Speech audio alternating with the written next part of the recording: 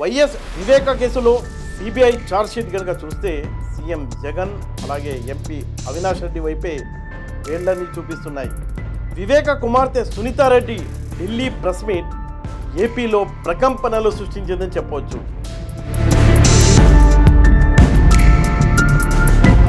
ఇదే పరిస్థితి కొనసాగితే సొంత జిల్లా కడపలో సైతం వైసీపీ గెలుపు కష్టంగా మారబోతుంది. ఈ నేపథ్యంలో వివేక హత్య ఎవరికి అవసరం అన్న కోణంలో వైఎస్ భారతి ఆధ్వర్యంలోని సాక్షి పత్రిక ఓ తప్పుడు కథనాన్ని వండి వార్చింది. గతంలో వివేక హత్యకు చంద్రబాబే కారణమన్నట్టు నారాసుర రక్త చరిత్ర అంటూ కథనాలు రాసిన సాక్షి ఇప్పుడు తిరిగి అలాంటి పరిస్థితులే వచ్చేసరికి మరోసారి అదే ప్రచారం ప్రజల్లోకి పంపేందుకు ప్రయత్నిస్తోంది. నమస్తే, welcome to Telugu one news. నేను మీ ఫజల్. ఏపీలో రాజకీయాలు కనుక చూసినట్లయితే ఎవరి వ్యూహాల్లో వాళ్ళు, అంటే అధికార పక్షం విపక్షం చాలా బిజీగా ఉన్నారు. ఎత్తుగడలు ప్రతి వ్యూహాలతో చాలా రాజకీయాన్ని రసవత్తరంగా మార్చారని చెప్పవచ్చు.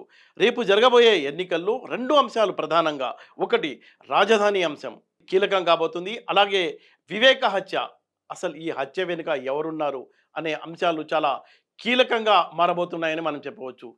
అయితే గత ఎన్నికల్లో 2019 ఎన్నికల్లో కూడా వివేక హత్య కీలకంగా ఉన్నప్పటికీ అక్కడ కన్ఫ్యూజన్ ఏదో చేసి ఆ ఎన్నికల్లో జగన్మోహన్ రెడ్డి బయటపడినప్పటికీ ఈ ఎన్నికల్లో అయితే వివేక హత్య తనకు చుట్టుకోబోతుందా అంటే మొన్న ఈ మధ్య పేపర్లో వచ్చిన అంశాన్ని కనుక మనం చూసుకున్నట్లయితే ఎంత భయపడుతున్నారో ఈ సాక్షిలో వచ్చిన రాతల్ని బట్టి మనం తెలుసుకోవచ్చు. సాక్షి ఒక విధమైన ప్రచారాన్ని ఎత్తుకుంది. అసలు వివేక హత్య ఎవరికి బెనిఫిట్ అవుతుంది, ఆయన్ను చంపింది ఎవరు అన్నట్టు రకరకాల అంశాల్ని వాళ్ళు పేపర్లోకి తీసుకొచ్చి ఇవ్వడానికి ప్రయత్నం చేశారు. వాళ్ళు చెప్పే ముఖ్య విషయం ఏంటంటే కుట్రలో భాగంగానే ఈ వివేక హత్య జరిగిందని, వాళ్ళ ఫ్యామిలీలో ఆస్తులకు సంబంధించి గొడవలు ఉన్నాయన్న అంశాలను కూడా చాలా ప్రధానంగా ప్రస్తావించారు. ఇందులో ఆస్తి మొత్తం మాకే దక్కాలని ఆమె కూతురు అల్లుడు కలిసి ఈ ఘాతుకానికి పాల్పడ్డారు అన్నట్టు ఒక యాంగిల్లో, అలాగే రాజకీయ లబ్ధి కోసం చంద్రబాబు నాయుడు ఈ సంఘటనను వాడుకుంటున్నారన్నట్టు, అలాగే మాట మార్చి చంద్రబాబు గూటిలోకి సునీత వెళ్ళి ఢిల్లీలో ప్రెస్ మీట్లు పెట్టి రచ్చరచ్చ చేస్తున్నారని ఇంకొక కథనాన్ని, అలాగే చంద్రబాబు గ్యాంగ్కు కృతజ్ఞతలతో మీ సునీత అన్నట్టు ఒక అంశాన్ని, చంద్రబాబు నాయుడు చేతిలో పావు రామ్ సింగ్ అని దస్తగిర్ హత్య చేసి హైడ్రామా ఆడుతున్నాడు, మొత్తం హత్య చేసింది దస్తగిర్ అని ఒక అంశాన్ని, అలాగే ఆదినారాయణ రెడ్డి గుండెపోటు అని మొదలు చెప్పింది ఆదినారాయణ రెడ్డే అంటారు. కానీ మనం కనుక చూసుకున్నట్లయితే ఆ రోజు జరిగిన సంఘటనలను కనుక మనం గుర్తు చేసుకుంటే ఈ సంఘటన జరిగిన వెంటనే విజయసాయిరెడ్డి మీడియా సమావేశంలో మాట్లాడుతూ గుండెపోటు వచ్చింది, చనిపోయారని ఒక వర్షన్ వినిపించారు. ఆ తర్వాత ఏమన్నారంటే తెలుగుదేశం పార్టీపై, చంద్రబాబు నాయుడుపై, లోకేష్పై, అలాగే అప్పుడు మంత్రిగా ఉన్న ఆది నారాయణ రెడ్డిపై తమకు అనుమానాలు ఉన్నాయి, దీనిపై సిబిఐ విచారణ జరిపించాలన్నట్టు ఆయన డిమాండ్ చేసిన వార్తలు అన్ని పేపర్లలో టీవీల్లో ఉన్నాయి, మనం చూడవచ్చు ప్రూఫ్లు. సిబిఐ డిమాండ్ కూడా అప్పుడు ఆయన చేశారు. అయితే అప్పుడు మంత్రిగా ఉన్న ఆది నారాయణ రెడ్డి కూడా ఒక కామెంట్స్, వివాదాస్పదమైన కామెంట్ చేశారు అప్పట్లో. అంటే ఈ ఎంపీ సీటుకు సంబంధించి ఎంపీ అవినాష్ రెడ్డికి వివేకానందకు ఉన్న గొడవలే ఈ హత్యకు దారితీశాయని అప్పట్లో ఆయన ప్రకటించాడు మీడియాలో. అయితే మనం కనుక చూసుకున్నట్లయితే మర్డర్ ఫర్ గెయిన్, లబ్ధి కోసమే ఈ హత్య జరిగింది అని ఎస్టాబ్లిష్ చేయడానికి సాక్షి పేపర్ చాలా ప్రయత్నం చేసింది. మనం అలా కనుక కూడా చూసుకున్నట్లయితే అవినాష్కే కదా కలిగింది, అక్కడ ఎంపీ సీటు తానే పోటీ చేశాడు కాబట్టి ఆయనకు. అంటే వాళ్ళు చెప్పే అంశాలు ఏంటంటే కూతురికి అల్లుడికి లాభం చేకూరింది అంటారు. అలాగే ముస్లిం మహిళతో పెళ్లి జరిగింది, ఆమెకు ఒక కొడుకు పుట్టాడు కాబట్టి వారసుడు వచ్చాడు, ఆస్తికి వారసుడు, అలాగే పొలిటికల్ లైఫ్కి వారసత్వం లభించింది కాబట్టి వాళ్ళే ఉద్దేశపూర్వకంగానే ఫ్యామిలీలో ఉన్న విభేదాల కారణంగానే ఈ హత్య జరిగిందని ఎస్టాబ్లిష్ చేయడానికి ప్రయత్నం చేశారు. అలాగే ఇంకోటి, హత్య జరిగిన ప్రాంతంలో లెటర్ మాయం చేశారన్న అంశాన్ని కూడా సాక్షి పేపర్లో రాయడం జరిగింది.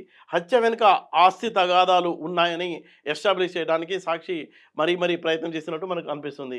అలాగే ఈ మనం గనుక చూసుకున్నట్లయితే సిబిఐ ఛార్జ్షీట్లో ఏముంది, సిబిఐ ఛార్జ్షీట్ విచారణ చేసింది. సిబిఐ ఛార్జ్షీట్లో చూసినట్లయితే మనము ఈ ఎంపీ సీటే కడప ఎంపీ సీటే ఈ హత్యకు కారణమైందా అన్న అనుమానాలు కూడా సిబిఐ తన ఛార్జ్‌షీట్‌లో వ్యక్తం చేసింది. అంటే ఈ మర్డర్ ఫర్ గెయిన్‌కు సంబంధించి అనేక అనుమానాలున్నాయి. వివేక ముస్లిం మహిళతో రహస్యంగా పెళ్లి చేసుకున్నారు. అది ఎప్పుడు జరిగింది? హయాంలో జరిగింది. అది రహస్యమైన పెళ్లి. అయితే కోర్టు జోక్యంతో ఆ రహస్యం కాస్త బయటకు రావడం, రచ్చ జరగడం, ఆ టైంలో సెటిల్మెంట్ చేయడం, ఆమెకు భరణం కింద కొంత ఆస్తి రాసిస్తే, మిగతా ఆస్తికి సంబంధించి తనకు ఎలాంటి సంబంధం లేదని కూడా ఆ మహిళ అఫిడవిట్‌లో సంతకం చేసి ఇచ్చిందని కూడా అప్పట్లో బాగానే ప్రచారమైంది. ఆయనకు సంబంధించిన సంబంధించిన ఆమె కూతురు, అల్లుడికి సంబంధించిన వాళ్ళ వారసత్వంగా వాళ్ళకి లభించే ఆస్తిలో ఆ ఆస్తితో తనకు సంబంధం లేదు అని కూడా ఆ అఫిడవిట్‌లో రాసినట్టు మనకు తెలుస్తుంది. అయితే వివేక హత్య జరిగినప్పుడు ఏమైంది? ఆయన భార్య బెంగుళూరులో ఉంటారామె. అక్కడి నుంచి వచ్చారు. ఆయన పార్థివ దేహాన్ని చూసి ఆమె వెళ్ళిపోయారు. అయితే ఆమెకు లేని అనుమానం. ఇక్కడ పాయింట్ ఏందంటే ఆమె ఆమె తన భర్త పోగొట్టుకుంది కాబట్టి ఆమెకు అనుమానం ఉండాలి జనరల్‌గా. కానీ ఆమెకు అనుమానం రాలేదు ఇక్కడ. అవినాష్ రెడ్డికి అనుమానం వచ్చింది. ఇది కూడా క్వెషన్‌గా మనకు అనిపిస్తుంది. అయితే సీబీఐ ఛార్జ్‌షీట్‌లో పెట్టిన వివరాలు గనుక మనం చూసుకున్నట్లయితే, సీబీఐ తుది ఛార్జ్‌షీట్ గనుక మనం చూసుకున్నట్లయితే, కడప ఎంపీ సీట్ మూలంగానే ఈ హత్య జరిగినట్టు సీబీఐ అభిప్రాయపడింది. స్పష్టంగా ఈ వివేక హత్యకు అవినాష్ రెడ్డి అలాగే భాస్కర్ రెడ్డి కుట్ర చేశారని సీబీఐ చాలా సూటిగా తెలిపింది. అలాగే హత్యకు సంబంధించిన కుట్ర కోణాన్ని కూడా సిబిఐ తన ఛార్జ్‌షీట్ నివేదికలో తెలిపింది. ఈ కేసులో అనుమానితులుగా ఉన్న పలువురి పేర్లను కూడా, వారి పాత్రలను కూడా సిబిఐ పేర్కొంది. అంటే కుట్ర, హత్య సాక్ష్యాల చెరిపివేతను సిబిఐ కోర్టు కూడా వివరించింది. గూగుల్ టేక్అవుట్ అలాగే ఫోన్ల లొకేషన్ డేటాలు, ఆ ఫోటోలను కూడా సిబిఐ తన ఛార్జ్‌షీట్‌లో సమర్పించింది. వివేక పిఏ కృష్ణారెడ్డిపై అనుమానాలు ఉన్నప్పటికీ తగిన ఆధారాలు లభించలేదని సిబిఐ చెప్పింది. వివేక హత్య తర్వాత ఆధారాల ధ్వంసం విషయంలో భాస్కర్ రెడ్డి సోదరుడు అలాగే మనోహర్ రెడ్డి కూడా సహకరించినట్లు సిబిఐ పేర్కొంది. అయితే హత్య కుట్ర విషయంలో మాత్రం ఆయన ప్రమేయంపై ఆధారాలు లభించలేదని చెప్పింది. వివేక హత్య జరిగిన సమయంలో ఆయన ఇంట్లో వైఫై రూటర్కు కనెక్ట్ అయిన ఫోన్లు అలాగే వాటి లొకేషన్లు తెలుసుకున్నట్లు సిబిఐ తన ఛార్జ్‌షీట్‌లో పేర్కొంది. వివేక రాసిన లేఖపై వేలి ముద్రల్ని కూడా గుర్తించేందుకు హైడ్రిన్ పరీక్ష కూడా సిబిఐ చేసింది. గూగుల్ టేక్అవుట్ ఆధారంగానే కడప ఎంపీ అవినాష్ రెడ్డి తండ్రి భాస్కర్ రెడ్డిని సిబిఐ నిందితులుగా పేర్కొంది. అలాగే వివేక ఇంట్లో 2019 మార్చి 14 అర్ధరాత్రి దాటిన తర్వాత సునీల్ యాదవ్ లేడని సిబిఐ చెప్తుంది. అలాగే 2019 మార్చి 15న ఉదయం 8:05 వివేక ఇంటికి బయట, అలాగే 8:12 ఇంట్లో ఉన్నట్టు సిబిఐ రిపోర్ట్లో చెప్తుంది. అంటే ఒక పక్క సాక్షి రాసిన రాతలకు సిబిఐ ఛార్జ్‌షీట్‌లో పేర్కొన్న దానికి అసలు ఎక్కడా పొంతన లేదని మనం చెప్పవచ్చు. అంటే రేపు జరగబోయే ఎన్నికల్లో వివేక హత్య చాలా తలనొప్పిగా మారడమే కాదు, అది ఓట్లపై, మొత్తం కడప జిల్లా రాజకీయాలపై స్పష్టంగా ప్రభావం చూపనుంది. వైసీపీ పార్టీకి అక్కడ కోలుకోలేని దెబ్బ తగలవచ్చు అనే అంచనాలు స్పష్టంగా అర్థమవుతున్నాయి. సునీత గనక ఈ కేసును టేకప్ చేయకపోతే ఎలా ఉండేది పరిస్థితి అని ఆమె ఎక్కడ తగ్గకుండా ఆమె పోరాటం అయితే కొనసాగిస్తున్నారు. జిల్లా వ్యాప్తమే కాదు, మొత్తం రాష్ట్ర వ్యాప్తంగా వివేక హత్యపై చర్చ జరుగుతున్న నేపథ్యంలో ఓటర్లు ఎలా స్పందిస్తారు అన్న ఉత్కంఠత అయితే ఏపీలో నెలకొందని మనం చెప్పవచ్చు.